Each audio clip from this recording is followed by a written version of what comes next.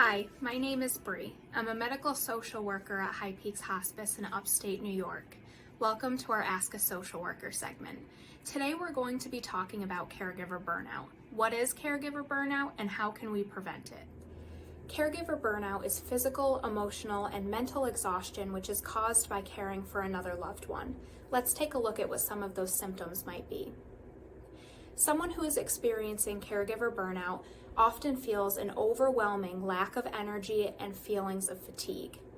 Now, these can also be characterized by sleep disturbances, whether that being that you're sleeping too much or too little.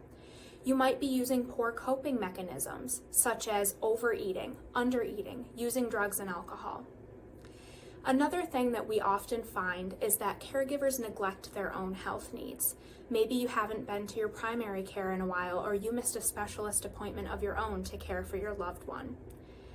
In all, this can sometimes cause caregivers to become impatient, angry, or resentful towards their loved ones. This does not mean that you have reached a point of no return. One of the best tips for preventing caregiver burnout is to ask for help before things feel too overwhelming.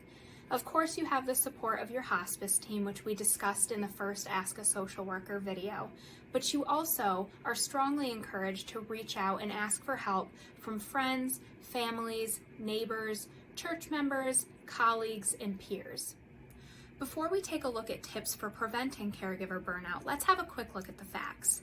At any given time, there are an estimated 53 million Americans who are caring for a loved one in an unpaid caregiving role. Of those 53 million people, 61% report having to work on top of their caregiving role. That's a lot of people and that's a lot to juggle. So how do we take all of those responsibilities, prioritize self-care, and minimize our risk for caregiver burnout? Second, the general idea of fitting in self-care is often so overwhelming that it seems impossible unless it's scheduled. We would strongly recommend scheduling your self-care time and also making your self-care time something that happens outside of the house. This change of environment can help you have a mental break.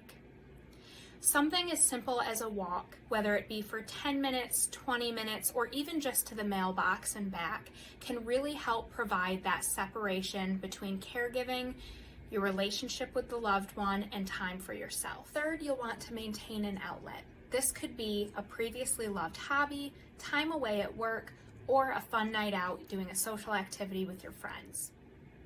Fourth, it is so important to develop and maintain a support system at this time. For many, friends and family serve as a great support, but for others, support is better served by a professional and somebody who is outside of the immediate situation.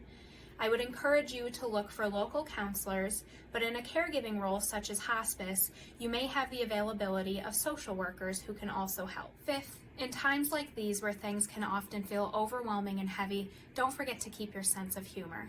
It's so important that we remember laughter can be the best medicine.